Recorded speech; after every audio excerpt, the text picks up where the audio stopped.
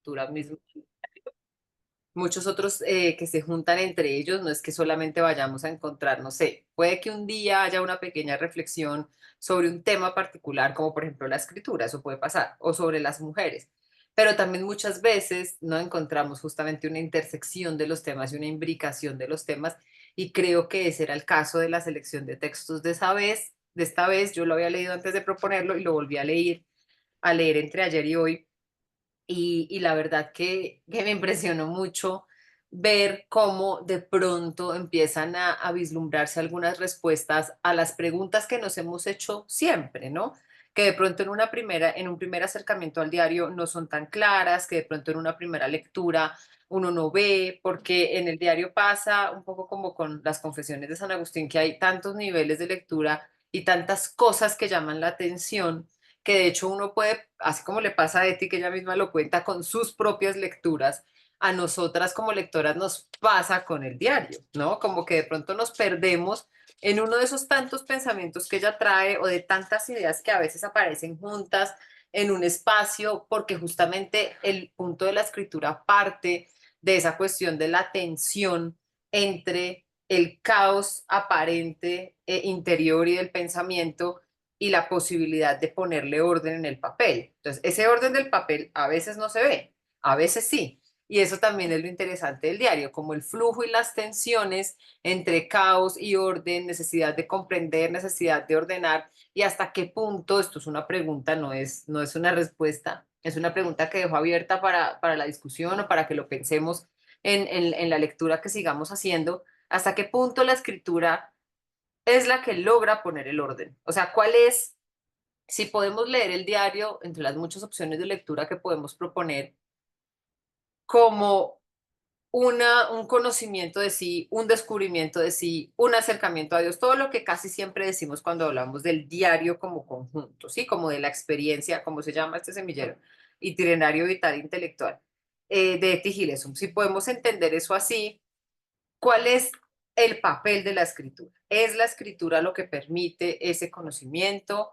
¿Es la escritura más la vivencia? ¿La escritura tiene un papel, digamos, accesorio o es realmente determinante? Me refiero a la escritura como ejercicio, ¿no? Que es algo que vemos que sobre todo al principio aparece muy claramente en las reflexiones. Estoy acá frente a este pedazo de papel, tengo esta tarea, conocerme a mí misma significa escribir, me estoy perdida, entonces escribo para tratar de encontrarme, pero también hay una propuesta permanente y una atención permanente frente a lo que significa la sistematización. Sí, fíjense que ella misma lo dice respecto de la filosofía, respecto de la literatura, respecto de la relación con los autores. Entonces, ¿está haciendo ella consigo misma eso que critica o en cambio no? Porque la lectura la escritura como ejercicio le permite justamente también moverse en las tensiones y en las contradicciones que ella identifica y que no solo identifica, sino que abraza en lo humano. Entonces me parece que podemos pensar esas cositas. Para tener más inspiración, yo les comparto, yo no cambié de presentación, después pensé que debía haber cambiado para compartirles eventualmente, pero también como queda grabado, pues no, de pronto no es tan necesario porque en la grabación pues queda la presentación, entonces ¿para qué queremos aparte el archivo? Pero yo seguí en la misma que venía, me puse un marcador como como los marcadores de las hojitas para saber en dónde habíamos quedado la vez pasada, que de hecho pues me parece que salieron temas muy interesantes, fue muy chévere la visita del semillero de mística de literatura, ojalá podamos hacer más adelante alguna otra cosita con ellos. Entonces, aquí está mi marcador y traje esta cita, con esta quisiera abrir un poco la conversación para saber ustedes cómo lo vieron, qué sintieron, qué pensaron, etcétera, oír un poco de las reacciones. Esta es de la página 38 de la edición en PDF. Entonces voy a leer con calma. No hay que cerrar los ojos, pero que todos estos cosas no me dejan leer. Listo. No hay que cerrar los ojos ante nada. Hay que enfrentarse a esta terrible época e intentar encontrar una respuesta para todas las preguntas sobre la vida y la muerte. Y tal vez encuentre la respuesta a algunas de estas cuestiones no solo para mí misma, sino también para otras personas. Al fin y al cabo, vivo. Debo afrontarlo todo. Tampoco debo huir de mí misma. A veces me siento como una astilla en un mar salvaje, azotada por todos lados por las olas. Pero me mantengo en pie, erosionándome a lo largo de los años. Quiero vivirlo todo plenamente. Me gustaría ser la cronista de muchas cosas de esta época. Ahí fuera se cometen asesinatos y homicidios. Papá grita, pues vete y da un portazo. También eso hay que superarlo. Y encima empiezo ahora a llorar, es decir, que tampoco soy tan objetiva. En realidad no se puede vivir en esta casa. En fin, habrá que seguir. Sí, cronista. Ahí me había quedado. Entonces, ¿qué opinan? ¿Qué les parece? ¿Qué pensaron? ¿Qué sintieron al leer estas líneas? Me dicen ustedes primero y después les digo yo, porque yo también pensé unas cosas.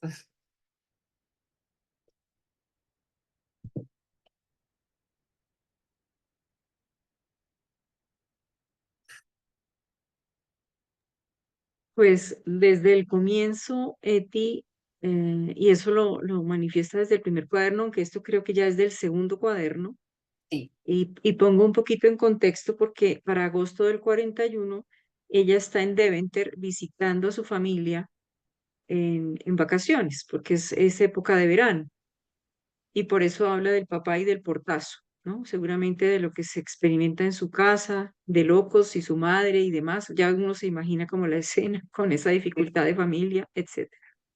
Eso sería por ese lado. Y desde un comienzo uno nota cómo Eti quiere, y eso lo mencionamos hace 8 días, cómo Eti quiere como tragarse el mundo, todo lo quiere ver, absorber y tener. Y allí no es la excepción. En esta nota nuevamente, no solamente por no cerrar los ojos, sino porque ella quiere estar delante de todo, afrontarlo todo, superarlo todo, encontrarlo todo, vivirlo todo plenamente. Entonces hay como unos deseos y unos anhelos profundos de comprender toda la realidad, como que siente ese deseo y ese anhelo interior de que ella puede como abarcar cosas, como si estuviera abarcando algo, ¿no? Claro, se da contra el planeta muchas veces, ¿no? Durísimo, porque se da cuenta que no es como ella se lo imagina. Entonces ahí es donde, como tú mencionabas hace un momento, su diario da cuenta de cantidades de subidas y bajadas, porque esa es la vida también de cualquiera de nosotros, pero la de ella en particular se nota muchísimo esas oscilaciones grandes de subir y bajar, ¿no? Precisamente por eso la gran emotividad que está presente, porque es una mujer muy emotiva, y también se reprocha a sí misma porque deja fluir todas sus emociones, o sea, ella al final lo dice, ¿no? Entonces, es como la autocrítica permanente que ella se está haciendo, ella está por un lado mirando al mundo, pero por otro lado está haciendo la crítica y su autocrítica en el proceso que empieza, que ya recién empezó desde marzo anterior, ¿no? Entonces, es un poquito lo que yo veo que se vislumbra aquí, porque justo esa partecita que no leíste, creo que más adelante sigue, yo no sé si es que lo leíste o no, y cuando ella afirma en esa misma página que me gustaría ser la cronista de este tiempo, me gustaría ser quien haga la crónica, escriba de este tiempo. Eh, eso es, pues eso es hermoso. sí. Diomer, Yo siento que en sus primeras líneas, como nunca aparece ese ser tan apasionado, ¿no? Que no puede vivir como a trocitos, sino que como ella misma dice, quiero seguir viviendo plenamente. Es decir, ella no quiere que se le escape absolutamente nada. Y más adelante de lo que tú leíste, ella dice un interés apasionado, es decir, con todo, ¿no? El mundo, la gente, sus impulsos. Yo a veces siento que especialmente muy atentas a todas sus pulsiones más profundas. Pero hay una expresión que me parece síntesis y que es una exclamación, pobre cabeza y pobre corazón. En una exclamación como así ella misma, como que no es que yo no la siento como que se tuviera pesar, sino que como que está asombrada lo que os espera. y como quien dice, nada, está dispuesta a todo, pero sigue rica cabeza y rico corazón, y me parece bellísimo. Tenéis una hermosa vida. Creo que esas dos expresiones recogen como como su experiencia de mujer y su expresión de mujer. Muchas gracias, padre.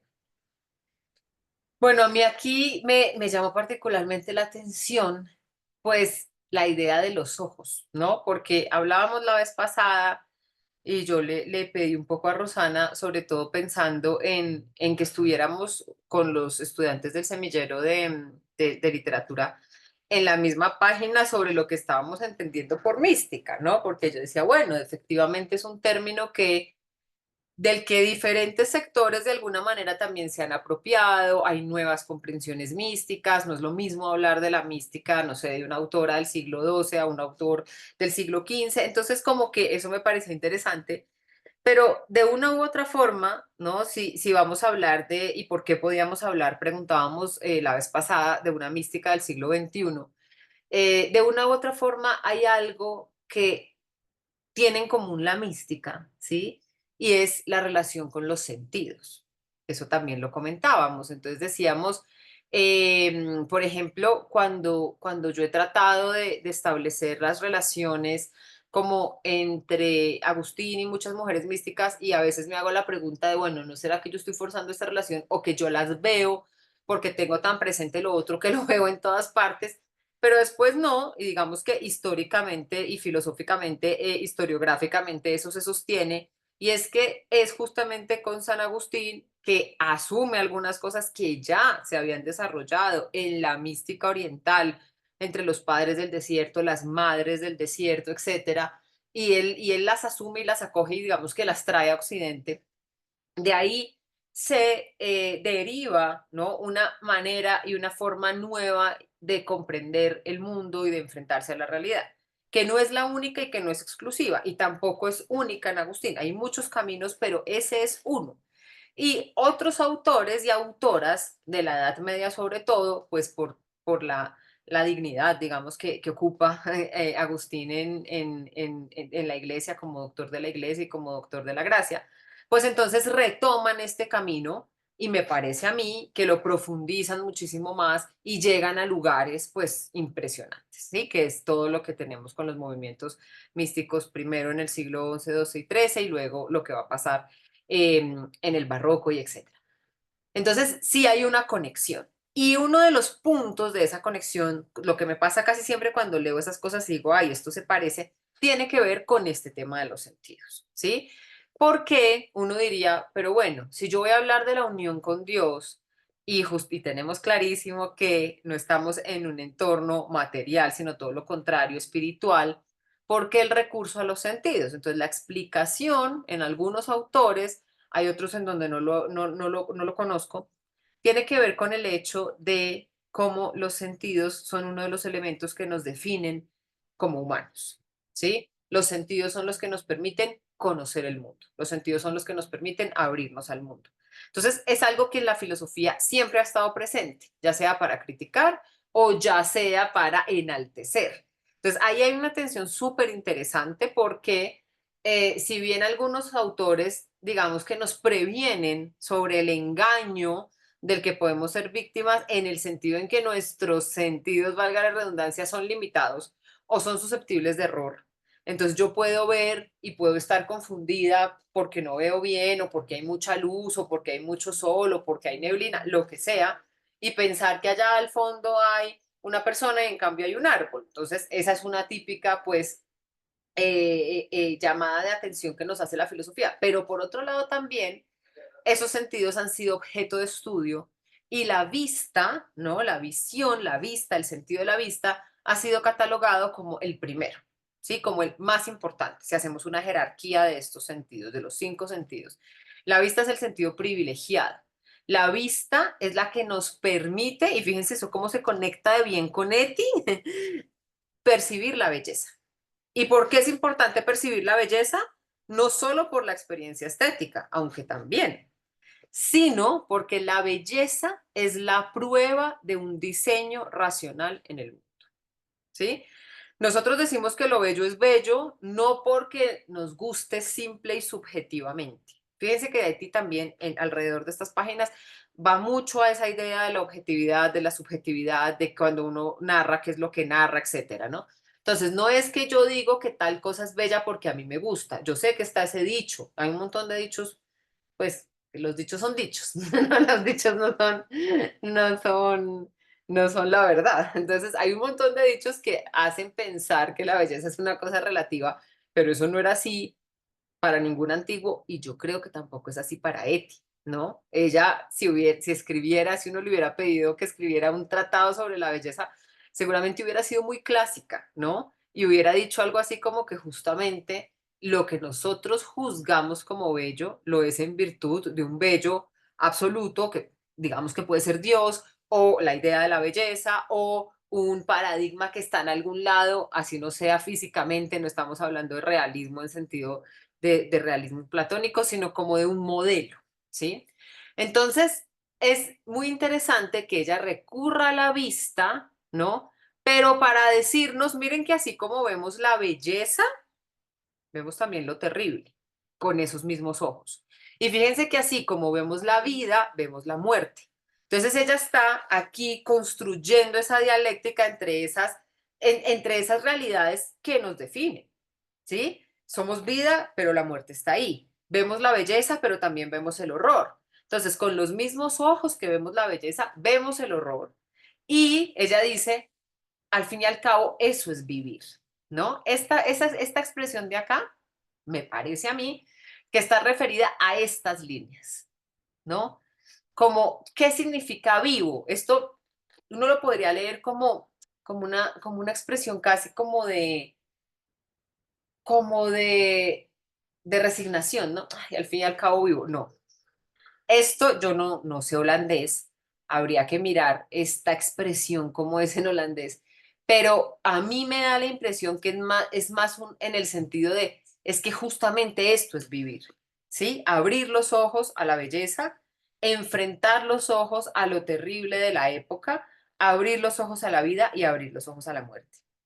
Y yo pensaba en muchas, muchas cosas, como este, ¿no? Se me venían a la cabeza mil cosas, porque esta mañana estuve en un evento en la Universidad Nacional con unas mujeres que yo admiro muchísimo y una de ellas habló en particular de la crisis civilizatoria y yo decía, ay, no, eso de la crisis ya llegó a todas partes, pero claro, cuando ella lo explicó, tiene todo el sentido.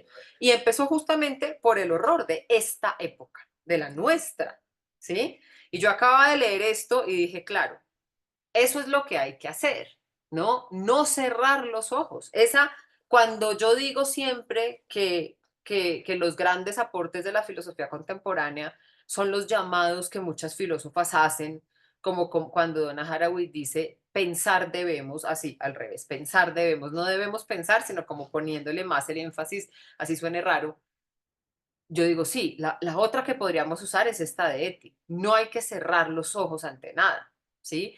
Porque, por ejemplo, yo que pues sufro un montón, así como Eti, lloro y lloro por mí, por el del vecino y por el de al frente y por lo que sea, pues a veces cierro los ojos, ¿no? A veces pienso que para vivir hay que cerrar los ojos frente a un montón de realidades y en la conferencia de esta mañana traían grandes hitos de lo que está pasando, ¿sí? Entonces, una, pues claro, muy clara, la situación de Gaza. Otra, la situación, por ejemplo, del Congo y Sudán.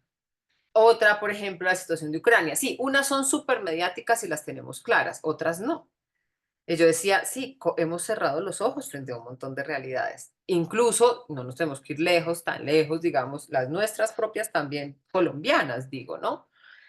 Entonces, esa invitación me pareció fundamental. Me parece que siempre hablamos y decimos que Eti es tan actual, que Eti es tan universal en el sentido que nos sigue hablando, que nos sigue interpelando, desde cosas súper íntimas que tienen que ver con nuestra vida, con el amor, con la sexualidad, no sé qué, hasta estas cosas tan universales. Claro que da un poquito como de, sí, como que uno dice Es increíble que 100 años después, ¿no? Estemos repitiendo una sensación de impotencia frente a grandes injusticias, ¿no? Y frente a estas injusticias estructurales.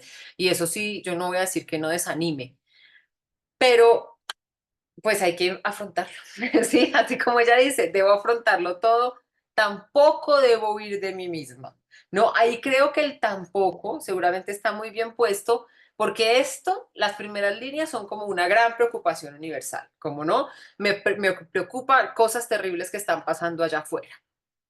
Efectivamente, aquí ya tenemos en este momento del segundo cuaderno, pues un recrudecimiento de las medidas que se están tomando, una realidad cada vez más clara de cómo la guerra va a tocar de una manera devastadora a todos, a todas. Entonces, como que eso también tiene que ver con eso. Pero luego dice, tampoco debo huir de mí, porque esa es otra manera de huir, ¿sí?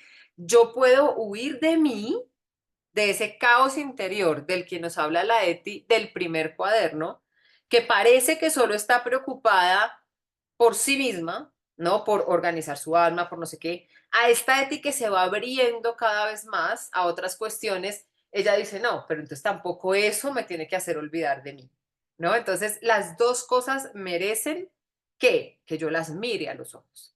Tanto la realidad de afuera, sea como sea, tanto la realidad interna, sea como sea, la tengo que mirar, ¿sí?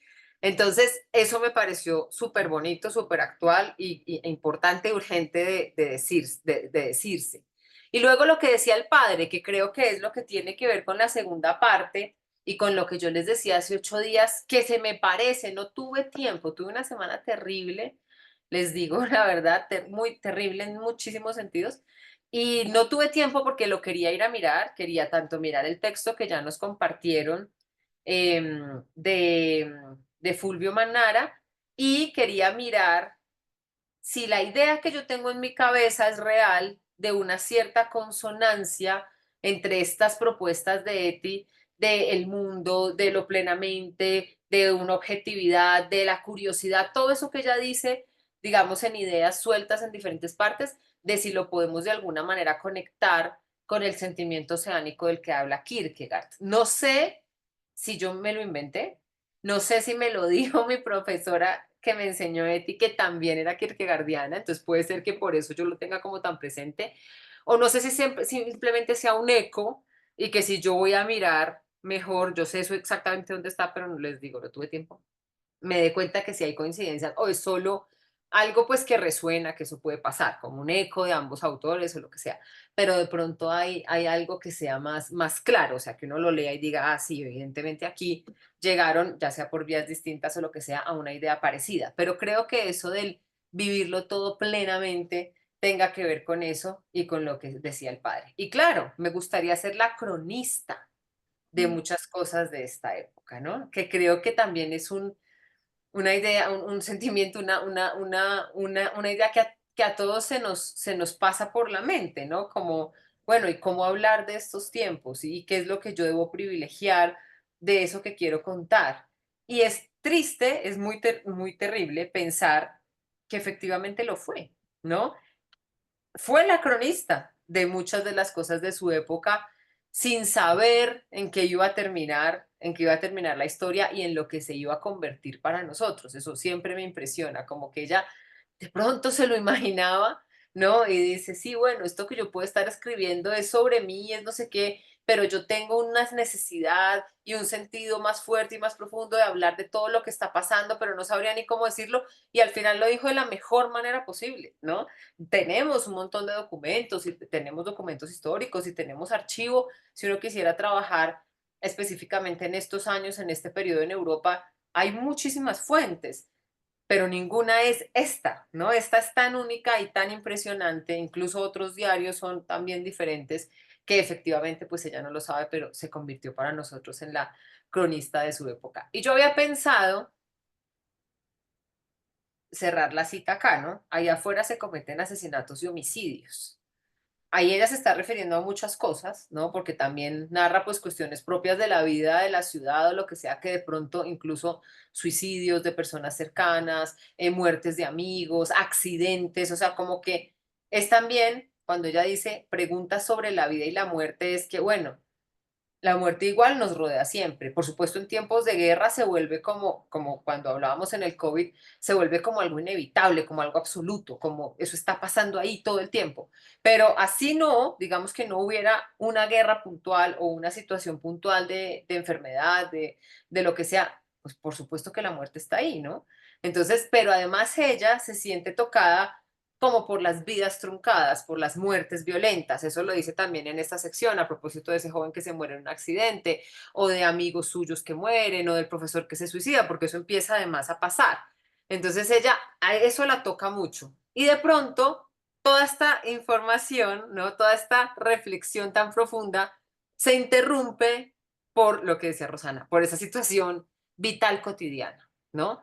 Cuando no alcanzamos a hablarlo, pero acuérdense que los del semillero de literatura hablaban de eso, de la mística en la cotidianidad. Y este era un tema que nos había salido muchas veces en el semillero, con muchas otras personas también, como lo cotidiano en Eti, esa categoría de lo cotidiano en Eti. Y cómo para nosotros sí es cierto que la narración se interrumpe, pero nos podemos imaginar todo perfectamente, ¿no? Que entonces le dicen que se vaya y ella llora y luego dice, ay, bueno, sí, igual tampoco soy tan objetiva porque aquí estoy llorando por esto, ¿no? Por esta discusión chiquitica, cuando allá afuera muere la gente, porque es que las dos cosas no se excluyen, ¿no? Uno piensa, no, yo tengo que ser, ahora que está tan de moda el estoicismo, yo tengo que ser súper fuerte y mi espíritu tiene que ser tan,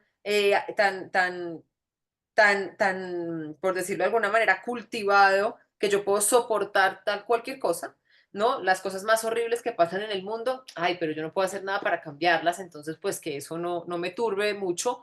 Y ay, a mí me pasó esto lo puedo controlar, esto no, entonces que tampoco me turbe tanto. A mí sinceramente vivir así me parece imposible. No, la verdad que lo logre yo nunca. Por eso es que uno dice, claro, esta sería yo. Sí, así como lloro porque en el mundo hay guerras y cosas terribles, también lloro porque mi papá me da un portazo, mi mamá grita, mi hermano está enfermo, porque eso es la vida. Entonces, eso me parece tan impresionante. No sé si alguien quiere decir algo más de esta parte. Adelante, Rosy. Sí, Y Aura, Patricia, sí, creo. gracias, Viviane. Pues sí, este es un semillero interdisciplinario y creo que es muy interesante ver la perspectiva de ustedes desde la teología, desde la filosofía, desde la literatura.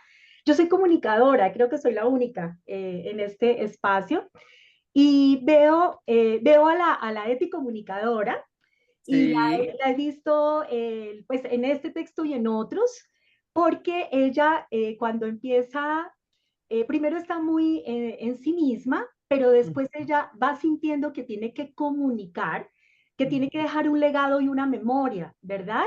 Lo dice, estas cuestiones no son solo para mí, ¿no? Sino también para otras personas, no solo en este texto, sino en otros. Hay una parte de ella intuitiva, olfativa, muy fuerte, que siente, que sabe que lo que se explica en medio de su confusión y sus contradicciones, eh, tarde que temprano le va a servir a alguien, ¿no? Y por eso me encanta esto de me gustaría ser la cronista. Está hablando de un género periodístico que es además el más bello para mí porque el cronista hace un relato de la realidad, absolutamente fiel a la realidad, pero utilizando la literatura, las metáforas y la poesía, si se puede en algún momento sin desvirtuar la realidad. Entonces, quiero poner ese punto de vista, ¿sí? El punto de vista de la Eti que comunica, la Eti que le quiere, que está en una disputa de sentidos en medio de ese caos en el que vive, pero quiere poner su punto de vista. Eh, y lo quiere colocar porque siempre quiere ser honesta, profundamente transparente en lo que piensa y en lo que siente. Entonces, me encanta, ¿no? Que además lo repite y termina la frase, sí, cronista, porque ella siente que va a dejar es un legado que ella va a dejar. Ella siente que tiene que explicarlo y en algún momento alguien va a leer estos textos ordenados o desordenados y mucho de lo que ella explica va a ayudar a la explicación de otros, ¿no es cierto? Entonces, bueno, quería poner este punto de la eticomunicadora. Eso No, de acuerdo. decirles. Excelente. Y es que es verdad, digamos que ya tú lo decías al inicio, claro, esa es justamente la riqueza, que lo que a mí yo pongo el ojo en una palabra, tú la pones en otra, porque ella tiene esa enorme posibilidad, ¿no? De decir, claro, yo soy cronista y uno dice, está haciendo una crónica, sí, que es un diario, que no sé qué, pero también es como un deseo, como que ella hubiera querido y nos la imaginamos, porque una persona tan inquieta, tan curiosa, ¿no? Como decía el padre, resaltando esta frase, quiero vivirlo todo plenamente. Ese vivirlo todo no es para guardárselo, sino para comunicarlo. Entonces, eso de la comunicación es muy importante porque podemos hacer esa lectura desde ese punto de vista, pero también volviendo al tema de las mujeres místicas, ¿no? Si vamos a poner a Eti como en esa lista, ¿no? Como cerrando alguna gran lista que podamos hacer nosotras de místicas de la historia, de Occidente o lo que sea, en todas vemos esa necesidad de comunicar, ¿no? Eso es muy interesante, porque no es esta experiencia profunda, plena, casi que indecible, y ahí es donde está la dificultad, cómo la hago comunicable, y por eso escribieron lo que tenemos. Quién sabe cuántas otras no escribieron o quién sabe cuántos textos no perdimos, pero tenía que ver con esa necesidad de comunicar, con esa necesidad de enfrentarse a otros en la escritura, que me parece fabuloso. Padre, ¿iba a decir algo? Eh, Miren, yo siento, yo la leo siempre en voz alta, yo no la leo con los ojos y la leo muy despacio y me detengo mucho en la puntuación. Y cuando la leo siempre me pregunto, ¿qué sientes? Sí, me importa mucho porque creo que es como su manera de estar, de ser, lo que la lleva en esa expresión. Y en relación a eso mismo, al principio del texto que nos propusiste, ella dice, ¿sabes cómo me siento en estos días, en estos últimos días? En un diálogo que está haciendo con él. Y responde a lo que tú decías, Ujú, como un océano ancho, profundo y sin nombre. Y ella como que se asusta y hace un interrogante. ¿Y has oído hablar alguna vez de un océano que escriba cartas? Es decir, de un océano que se exprese, que se comunique, que un océano no sabe lo que son las palabras escritas. Y ojo, se limita a ser profundo y ancho, y eso le basta. No sé si ese texto de alguna manera recoge, ese texto es, a mí, a mí me cuesta mucho. Y quiero añadir algo respecto a, desde la vez pasada no quise interrumpir, pero siento que nosotros podemos hacer con Eti un ejercicio para liberar la palabra mística, ujú, de la relación con la palabra Dios o infinito o absoluto. Yo pienso que la perspectiva cristiana mística tiene que ver con esto de que es el corazón de la palabra, de la revelación cristiana. El verbum, la palabra, el sentido, la historia, el verbum caro factum es. Y la palabra se hizo carne, cuerpo, sentido, sensibilidad. Y entonces yo pienso que la mística tiene que ver con el misterio del ser. Y el más concreto ser este ser pensante que se expresa, que se comunica, que, bueno, que llora, que escribe, que pinta, que hasta mata, ¿no? Porque todo está allí.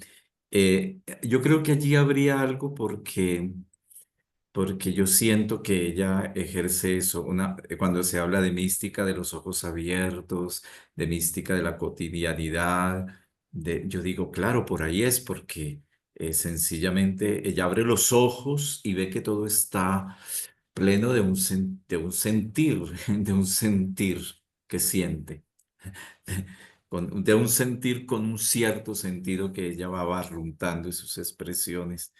Y en ese es una bellísima comunicadora. Bueno, eh, siento que esto es lo que nos puede ayudar a leerla más profundamente, ¿no? Em, Excelente, padre. hay una cosa que yo, la última palabrita, porque hay una cosa, es que la mística no tiene nada que hacer. Lo contrario de la mística en el sentido cristiano es huir de sí mismo, al contrario, es entrar en lo más profundo del ser, en el intimio, íntimo meo, en donde está es a ese que llamamos Dios o absoluto o infinito. Y entonces, exactamente la mística es el ser humano vivo, ¿correcto? Y esta mujer lo que hace es eso, ¿no? No sé, eso es lo que se me ocurre ahora aportar en este poquito. Perfecto, padre. Sí. Muchas, muchas gracias. De hecho, para allá iba yo solo como una propuesta de hacer esta relación. Creo que ya alguien lo hizo, ¿cierto, Rosana? ¿No hay un artículo que habla de esto, tal vez? Sí, de hecho lo hicimos en algún momento como fruto de una investigación entre varios autores comparados y hablábamos de la mística de los ojos abiertos y de Eti. Es más, comparábamos desde la mística que planteaba Benjamín González Vuelta. Excelente. Ese lo voy a buscar porque yo creo que sí.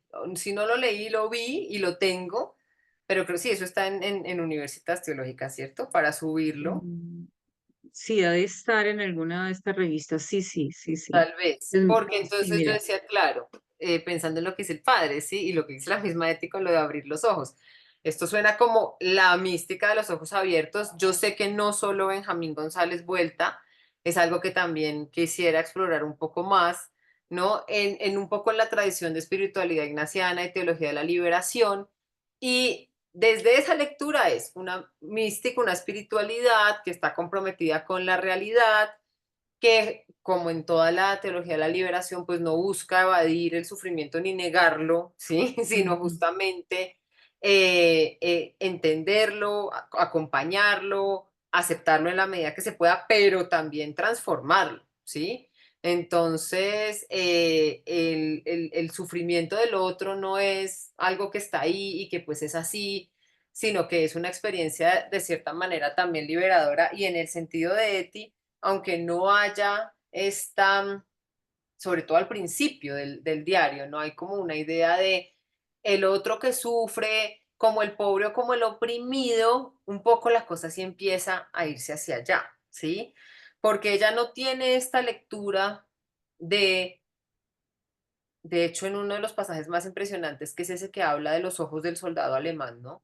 Ella no tiene esta lectura de opresores oprimidos, ni de víctimas, ni de victimarios. De pronto esa es una cosa que va cambiando en ella también con el tiempo. Ni tiene esta idea, ni creo que la tuvieran muchos judíos, de considerarse un pueblo oprimido. En este punto y en la experiencia, digamos, de judaísmo de Eti, que era una experiencia de, mejor dicho, una persona completamente que hacía parte de una sociedad, que iba a la universidad, que incluso cosas que para las mujeres, si pensamos en los años, en Holanda parecía algo muy normal, ¿no? Porque de hecho Holanda aprueba leyes de estudio de las mujeres en las universidades ya a finales del 19. En Colombia fue medio siglo después. Entonces, por ejemplo, las mujeres en los 40, que es cuando Eti está en la universidad,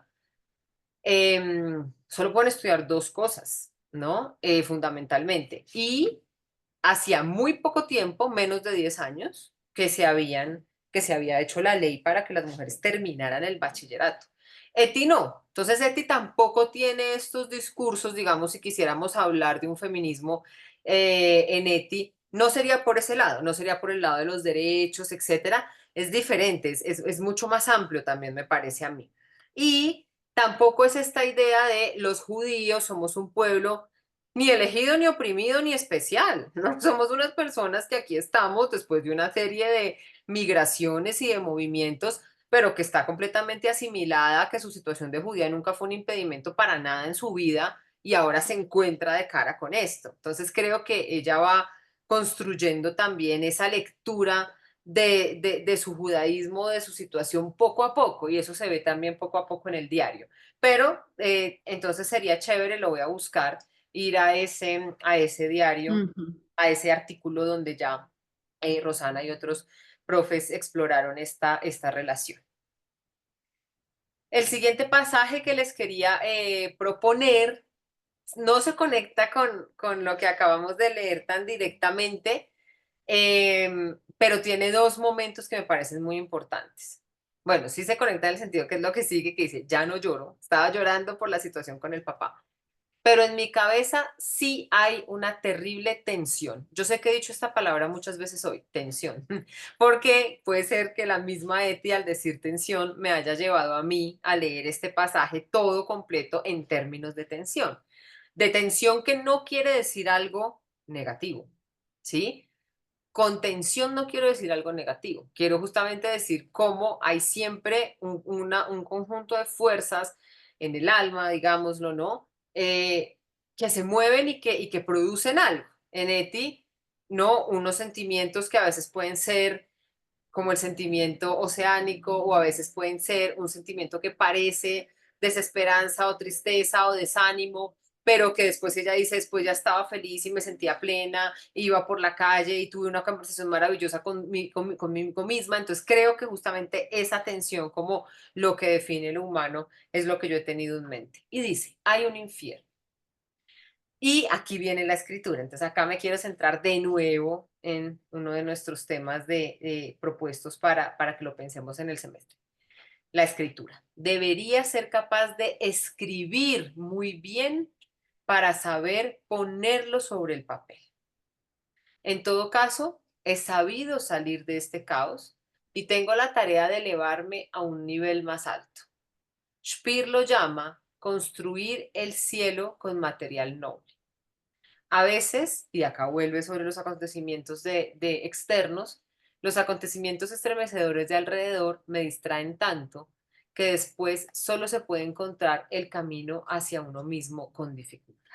Entonces, de acá, de este pasaje, me llaman la atención tres cosas fundamentalmente. Primero, de nuevo, cómo aparece la idea de la escritura y el hecho de que la escritura sea de una cierta forma la materialización de eso que hay en su cabeza, ¿no? De ese pobre corazón, de esa pobre cabeza, de esa tensión, y lo llama infierno, ¿sí? De ese cúmulo de sensaciones, de sentimientos, de impresiones, todo eso que ella no sabe qué hacer con eso, y dice, si yo escribiera muy bien, seguramente eso puesto sobre el papel me permitiría algo distinto, ¿sí? Como de pronto, no sé si sea eso en lo que ella esté pensando, una cierta objetividad sobre eso que está ahí, ¿no? Un cierto control sobre eso que está ahí en el momento en que se vuelve material. Y dice, bueno, fíjese que a causa del condicional debería ser capaz de escribir muy bien, porque esa es una crítica que ella se hace todo el tiempo, ¿sí? Me expongo en la escritura, pero qué tan buena soy, ¿no? A veces quisiera cerrar este poema y ponerme yo también a escribir poemas, o a veces leo Dostoyevsky y dice, y no es, sí, me hace mucho bien, pero también me hace mal porque yo digo, yo debería estar escribiendo estas grandes novelas rusas, estas grandes historias rusas, yo quisiera ser esa gran escritora como esos escritores que me acompañan, ¿no? Que esto lo hemos hablado muchas veces, a ella los llama mi comunidad literaria. Entonces, yo creo que ese es un sentimiento que quienes hacemos esto por oficio, ¿no? Tenemos. Pero claro, uno dice, no, pues yo jamás escribiré nada parecido a lo que hacen estas personas, ¿no? Ni como Eti. Jamás cualquier cosa que yo escriba será así. Pero entonces ella es muy crítica con su propio ejercicio de escritura y con lo que le gustaría hacer, ¿no? Y es en muchos géneros, que eso también es impresionante y muy bonito. Ella quisiera hacer novelas, pero también quisiera hacer crónica, como ya dijimos hoy, una crónica que comunica, pero como nos decía Patricia, una crónica que está además modelada por la poesía, por la literatura, como por otros elementos que no es simplemente una noticia, digamos, ¿no? Entonces, quisiera hacer novela, quisiera hacer crónica, quisiera hacer poesía, lee a Rilke y entonces también se hace una con el poeta. Entonces, eso creo yo que podríamos pensarlo con esta bella metáfora de Speer, que yo a Speer no lo quiero tanto, pero de construir el cielo con material noble, ¿no? Si ese material noble no es de pronto la escritura o ese material noble es su propia alma.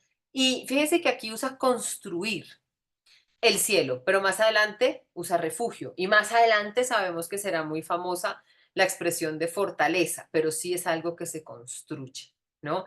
Ella está en una construcción de un refugio, de una casa, de un cielo, y el material es ella misma hecha escritura, ¿no? Entonces, aquí tenemos aún más elementos para pensar esa relación con la escritura. Y lo de los acontecimientos estremecedores, claro, aquí pensé yo en otra imagen de Agustín, que es la de la dispersio, ¿no? Eso es literalmente dispersión, ¿sí? En el camino de búsqueda hacia mí, que como dice el padre, que es muy importante esa indicación que nos da el padre Leomer, decir que estoy caminando hacia mí no quiere decir, ¿no? Que mí es solo yo, ni que es un egoísmo, ni que es algo parecido, ¿no? Decir que estoy caminando hacia mí o que estoy tratando de recogerme en mí, no quiere decir que estoy huyendo ni que me estoy escondiendo, ¿sí? Porque es un movimiento en doble dirección. Así lo entiende Eti, así lo entiende Agustín, así seguramente lo entienden muchos otros místicos. Dijo el padre justamente que la mística abre los ojos y ve, ¿no? Ve todo lo que está lleno de un sentir, claro. Entonces, pero el hecho de que yo tenga los ojos y los sentidos puestos en muchas cosas y en todo lo que está pasando alrededor y en todos esos acontecimientos estremecedores de alrededor, pues sí pueden hacer que yo al final termine dispersa en todos esos y ni haga nada con todos esos, ni haga nada conmigo misma, ¿sí? Entonces, por eso es que es tan interesante la propuesta de el conocimiento de mí, el oírme a mí misma, que eso también sale en las páginas que teníamos para hoy, ¿no? Lo que me va a permitir es una mirada más clara que cuando trate de abarcar, ¿sí? Eso que hay afuera, sea estremecedor o no, sea bello pero también horroroso, etcétera, yo puedo abarcarlo con una mirada, voy a decirlo así, más limpia, ¿sí? Más limpia en el sentido que me permita tener una visión que me lleve a la acción y no, por ejemplo, a un sentimiento de abrumación absoluta que haga que yo no pueda hacer nada, ¿sí? Como todo es tan terrible que yo no voy a poder hacer nada y entonces eso me incapacita y me quita la agencia de cierta manera. Entonces lo que ella está buscando es en esa construcción, en ese mirar hacia adentro, en ese caminar y descubrir, yo lo que puedo es mirar afuera con una mirada transformada, ¿sí? Eso yo es lo que yo creo también que empieza a pasar. Esto es lo que ella encuentra dentro, ¿no? Volviendo a lo que decía el padre, bueno, ¿no? ¿Y qué es eso de la mística y qué es lo que uno busca? Esto lo dice en agosto, seguimos en ese mismo mes que nos decía Rosana para traer el contexto. Eti está en Deventer, es verano, es un año ya muy difícil, las cosas se han puesto muy duras, pero ella está ahí tratando de entender cómo es que va a organizar y a purificar su mirada para abarcar todo eso que quiere abarcar en su corazón, en su pluma, en su diario. Y dice, esta es un pasaje muy famoso de ti. Dentro de mí hay un pozo muy profundo y ahí dentro está Dios. A veces me es accesible, pero a menudo hay piedras y escombros taponando ese pozo y entonces Dios está enterrado. Hay que desenterrarlo de nuevo. Esto le ha dado título al libro, o sea, ¿no? Así se llama el libro de una amiga querida, Desenterrar a Dios. ¿No? ¿Qué quiere decir eso? Me imagino que hay gente que reza con los ojos dirigidos hacia arriba. Ellos buscan a Dios fuera de sí mismos. También hay otras personas que agachan la cabeza profundamente y que la esconden entre sus manos. Creo que esa gente busca a Dios dentro de sí misma. Aquí hay muchas cosas que yo pensaba hoy, para lo que está pasando hoy en el mundo, ¿no? Qué mensaje tan poderoso este. A propósito, de nuevo, como ya dice al principio, pasan cosas horribles, de las cosas horribles, de los acontecimientos espantosos de los que nosotros estamos siendo partícipes, así sea un poco en la distancia o lo que sea. Pero yo pensaba, Primo Levi, del que hablábamos también la vez pasada, una de las páginas y de las secciones más terribles de si este es un hombre de Primo Levi, es cuando él describe el musulmán. ¿Por qué se llama musulmán? No, no es que se hubiera convertido al Islam en el campo de concentración. Se llama así porque hay personas, había personas en los campos de concentración. Primo Levi dice que había dos tipos de personas. Quien encontraba una fuerza que no se sabía de dónde, y así nos imaginamos a Eti. Nosotros no tenemos ningún documento de Eti en Auschwitz. Hay por ahí, yo lo tengo aquí, lo estoy viendo con mis ojos, ahí está. Un ejercicio de alguien que escribió el cuaderno número 12, como una cosa de ficción que se imagina el diario de Eti en Auschwitz, pero eso no existe, no lo tenemos. Seguro ella escribió hasta en la pared, me imagino, ¿no? Pero desafortunadamente no tenemos nada.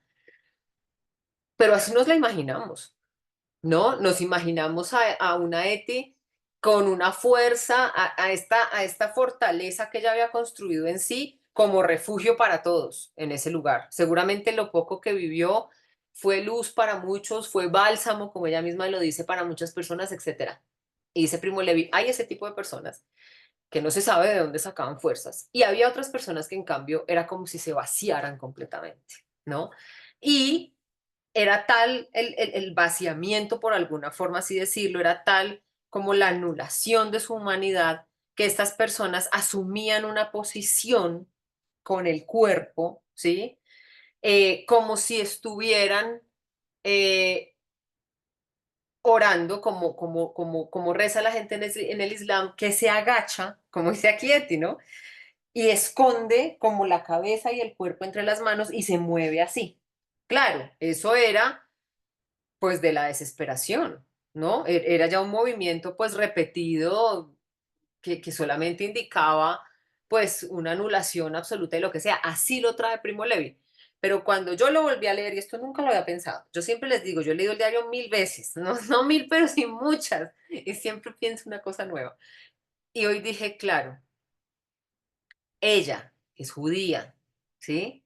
Ella que es judía, que tiene una tradición, no era practicante antes de esto, creyente en un sentido particular, porque como también lo decía el padre, Dios cual Dios, no, no es necesariamente el Dios cristiano, no es necesariamente el Dios de Israel, no es necesariamente, es el infinito, es bueno, sí, es una cosa más grande, pero es algo que buscamos, ¿no? Entonces ella dice, algunos lo buscan mirando para arriba, que es una actitud muy tradicional, ¿no? Como de una oración mirando hacia arriba, así uno se imagina mucha gente, de pronto el gesto de las manos, lo que sea.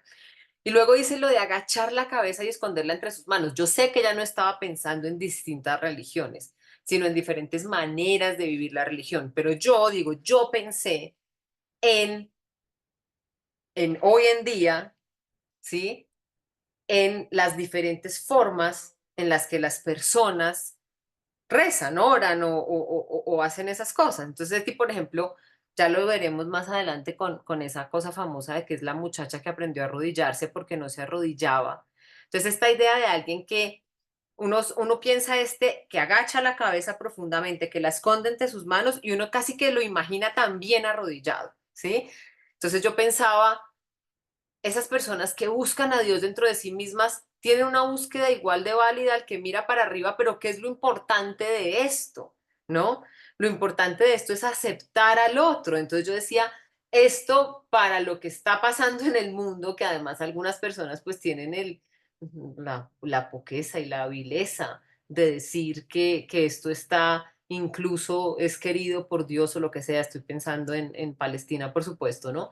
Entonces decir cómo yo no puedo ver esa búsqueda de Dios del otro y decir que es que el otro está buscando un Dios que no existe o que es falso o que es menos y que por eso además yo tengo el derecho de ir y aniquilarlo y etcétera, etcétera, ¿no? Entonces eso pensé hoy leyendo esto, algo que nunca se me había ocurrido y en la idea también de cómo las personas, ¿no? Vivieron sus diferentes religiones, porque en los campos de concentración no solo había judíos, no, además había gitanos, además había personas de minorías, además había personas enfermas, en todo esta cosa espantosa de limpieza eugenésica y en este proyecto pues terrible, se juntaron un montón de personas con experiencias distintas. Claro, Eti acá no podía saber que ella luego vería eso, ¿no? En un par de, en un año más o menos, sino, pero desde ya anticipaba las diferentes maneras de buscar a Dios y cómo se busca a Dios, ¿no? ¿Ella con cuál se identifica más? Pues justamente el suyo es un proceso de una vida en la que de pronto muchas cosas no se había preguntado y no por eso era una mala vida, era una vida buena, lo que sea, a un descubrimiento interior, ¿sí? Que como ya hemos dicho muchas veces, luego lo que hace es volcarse, ¿no? Con una fuerza increíble hacia afuera, pero sin duda alguna esto de recogerse físicamente, ¿no? En Eti tiene un gran valor. Ya sabemos por qué más adelante nos contará la historia de la muchacha que aprendió a arrodillarse. Esta siguiente sección, esta sí es un poquito diferente, ¿no? De lo que venimos hablando, pero retoma el tema de agacharse, de oír dentro de sí, ¿no? Pero empieza con esa tensión, de nuevo digo yo, con la lectura y la escritura. Eso en ETI es muy importante. Lo hemos hecho en algún otro momento del semillero.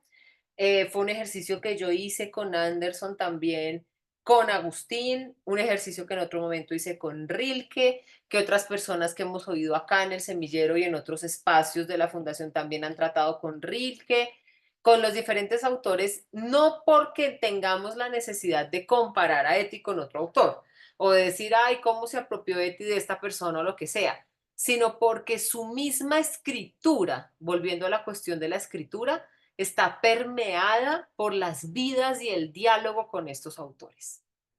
Yo me imagino que eso nos pasa un poco a todos, ¿no? Que lo que leemos y estudiamos, pues nos toca. De hecho, les dije, bueno, ¿y qué? ¿Cómo van? ¿Qué ha pasado? ¿Qué pena llegué tarde? ¿De qué hablaban? No, de una lectura que el padre nos está recomendando, ¿no? Entonces, y él dice, sí, yo había leído algunas cosas, ahora estoy leyéndola toda y estoy fascinado, no me acuerdo qué palabra usó. Claro, a nosotros que nos une el gusto por la lectura y el estudio y lo que sea, esas cosas rara vez pasan por nuestra vida sin dejar marca. Y en nuestra escritura se quedan un montón, así no seamos tan conscientes de eso.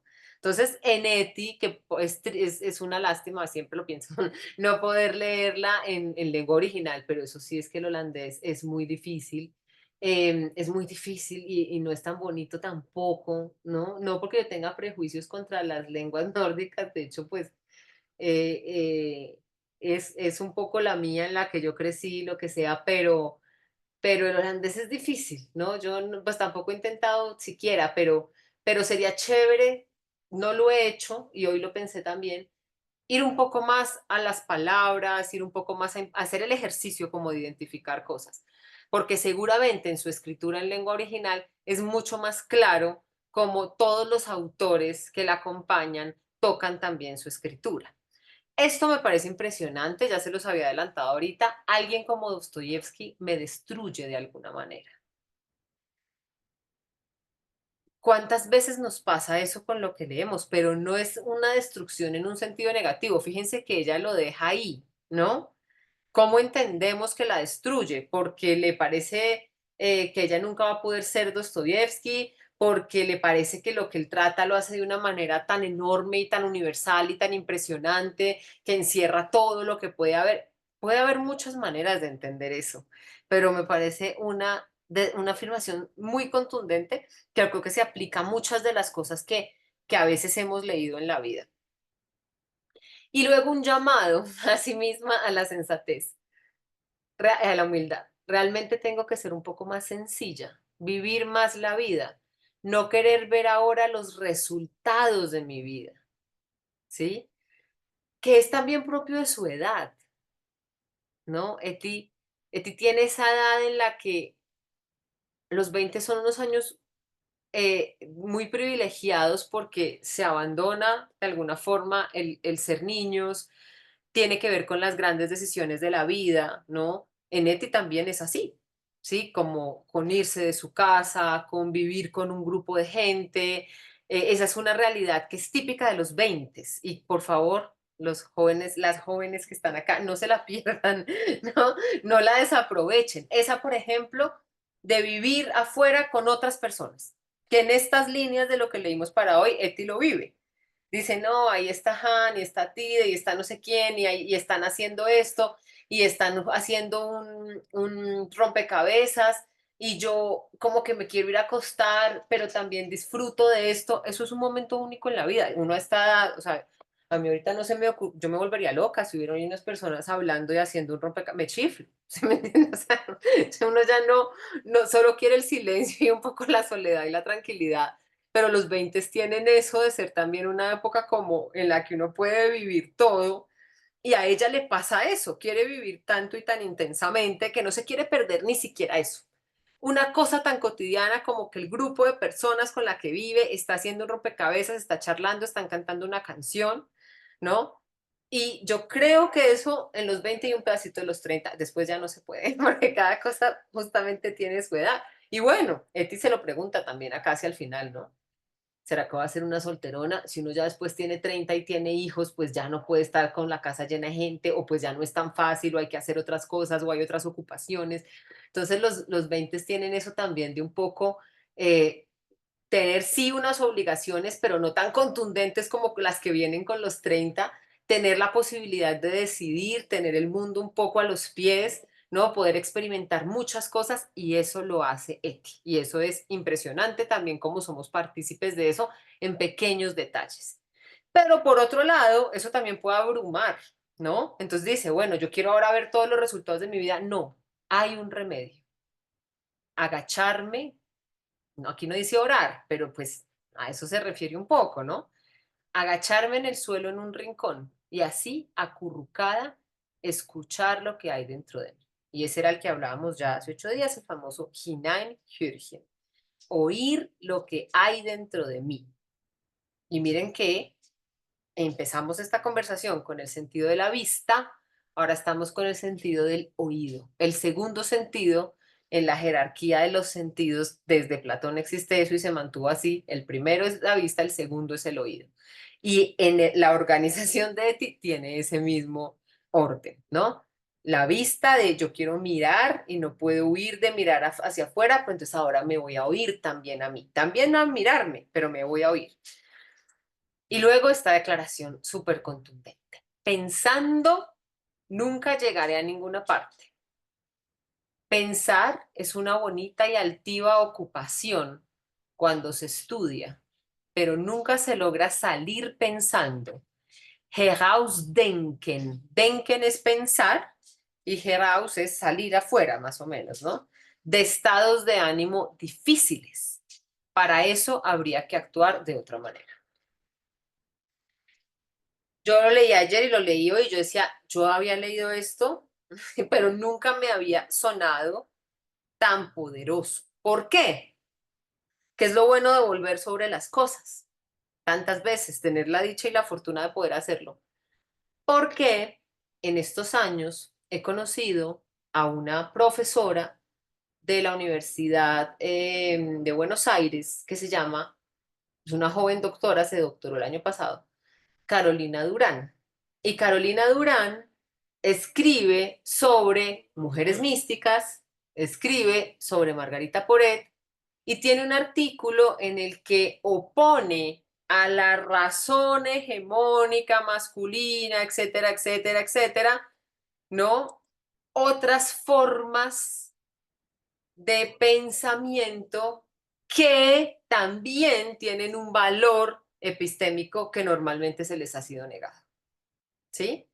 Y eso es supremamente valioso de Eti. Fíjense que ya todo el tiempo en estas páginas que teníamos para hoy, me adelanté porque ya vamos cerrando, dice, es tan real este poema de Rilke como que afuera se murió alguien en un accidente, pero al mismo tiempo lo que yo estoy haciendo es una ficción, ¿no? Yo quiero actuar y por un lado está la acción y la contemplación, pero esto realmente se opone. Yo lo puse aquí no para decir que son cosas opuestas ni que hay que elegir la una o la otra, sino que justamente en la propuesta de Eti esto se da de alguna manera en el mismo camino, ¿sí? Aquí no hay solamente una propuesta de yo estoy sintiendo esto, ¿sí? Hay una propuesta de qué significa la acción, ¿no? Y qué significa o cómo es que yo puedo lograr una transformación de mí misma si la razón hegemónica me ha dicho que es a través de su uso, ¿sí? Que es a través de la razón como yo puedo superar esto o lo otro, o entender esto o entender lo otro. Y ella dice, pensando nunca llegaré a ninguna parte. Entonces, ¿esto cómo lo entendemos? ¿Como que Eti renuncia a pensar? No, renuncia a una forma de pensar, ¿sí? Y es una forma de pensar que es ¿cuál? Ella nos ha dado otras pistas de a qué se refiere con esto. Un pensamiento árido, un pensamiento sistematizador, un pensamiento que quiere encerrar en categorías inamovibles ciertas cosas. Y el pensamiento de Eti, que a pesar que no esté aquí Anderson, pero yo creo que es un pensamiento queer. ¿Qué quiero decir con un pensamiento queer? Un pensamiento torcido, desviado, raro, raro en el buen sentido, en el mejor sentido de la palabra, ¿sí? No la manera de pensar impuesta de la razón tradicional, etcétera. Entonces, así es que yo creo que ella dice, y cuando dice habría que actuar de otra manera, ¿no? ¿Cómo es que hay que actuar? ¿Nos da claves, Eti, de qué es eso que actuar? ¿Qué es eso que significa actuar? Entonces yo propongo esta pregunta para que ahorita me cuenten qué piensen y para que lo pensemos para de hoy en 15 días. ¿Puede ser la escritura esa forma de Herausdenken, o sea, de un pensamiento que sale? ¿No? Yo les contaba que el año pasado el nombre de la cátedra era escritura íntima, escritura expuesta, ¿no? Esa exposición, ¿en qué sentido? Como algo que se muestra, como algo que sale, como algo que se expone en sentido negativo, como que sale ahí a la luz y que todo el mundo haga lo que sea, o en un sentido positivo. Todo eso para que lo pensemos, ¿no? Puede ser la escritura esa forma de pensamiento que se teje también con el sentimiento, que no lo deja de lado.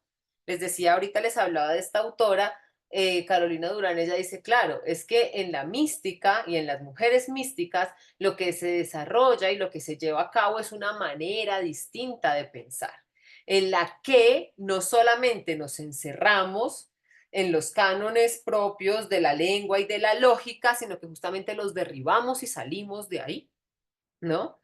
Por eso en la mística hay todo ese montón de figuras, ¿no?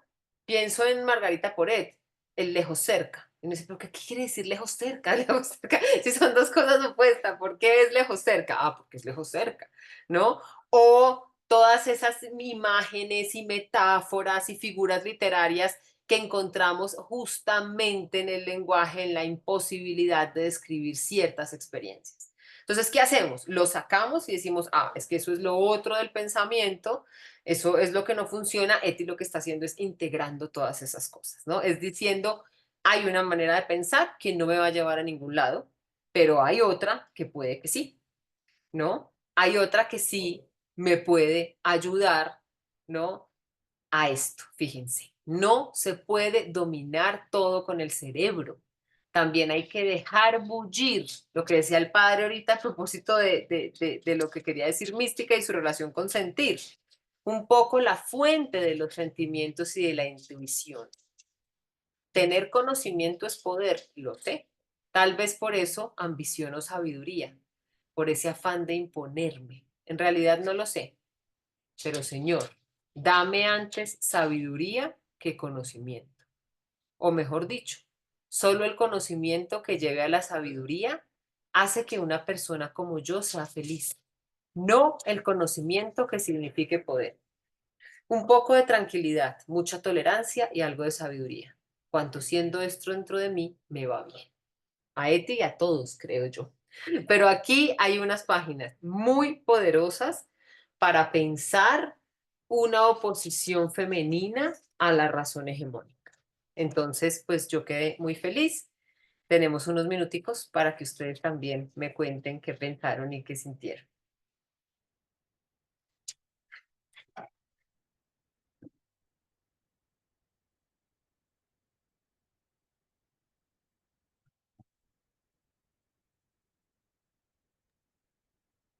Hay mucho, mucho, porque cada página que tú fuiste leyendo, cada trocito y cada lámina tenía una cantidad de potencia que daba para decir mil cosas.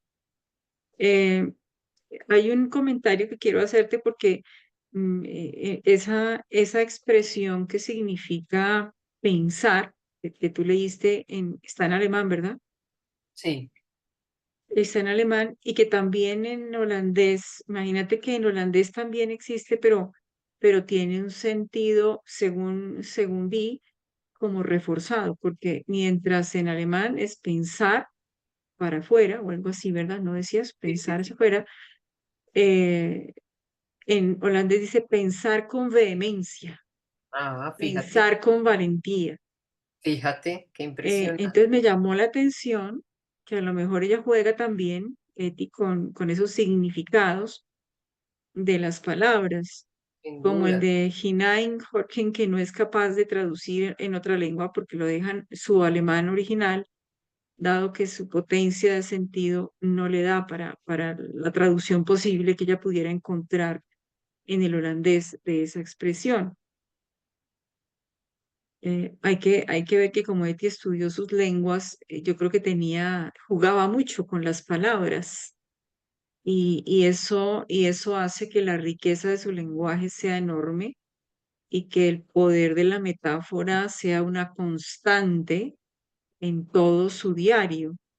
La riqueza es enorme y de alguna manera también fíjate que desde la comunicación de la que hablaba ahora Patricia, reafirma ese deseo de hacer ver a otro lo que yo estoy viviendo y lo que yo estoy procurando en ese proceso mismo de transformación y de experiencia espiritual hasta la experiencia mística en cuanto a esa capacidad de ver, de sentir, de escuchar plenamente la vida, en eso que ella al comienzo lanza como el deseo de atraparlo todo, pero ese deseo en el fondo es el anhelo místico, es el anhelo de encuentro desde sus sentidos, porque es lo que nuestra condición humana corporal nos plantea como posibilidad para el encuentro con la realidad. Y a mí me parece eso pues muy rico y en ella con el lenguaje que lo adorna de una manera espectacular, incluso las situaciones más cotidianas, efímeras, tontas y las vergonzantes, que es capaz de plantearlas de una forma supremamente bien dicha, que además exalta y que además nos hace identificar con todas esas palabras, queriendo también que de nosotros salga siquiera alguna pequeña expresión. Sí, es cierto, muchas gracias por la precisión con el término y efectivamente lo que dices es así, ¿no? Ella tiene, por la manera en la que se acercaba a las lenguas como objeto de estudio, por el conocimiento, etcétera, pues un dominio impresionante en el que justamente puede jugar, proponer significados, alterarlos, hace cosas muy interesantes, por eso sería también muy chévere poderla leer en lengua original, pero pues quién quita, algún día. Muchas gracias, Rosana. ¿Alguien más? ¿Algo antes de despedirnos? Bueno, nos vemos entonces de hoy en 15 y muchas gracias a María Lucía y a Candelaria que nos han mandado las actualizaciones de textos, etcétera. También a lo largo de esta semana, en estos días, les mandaremos la selección para para el próximo encuentro y pues seguimos en comunicación directa en el chat, en el correo, lo que necesiten, aquí está. Vale, nos vemos en 15 Muchas días. No te gracias. Listo, nos Gracias. vemos. Muchas Gracias. gracias.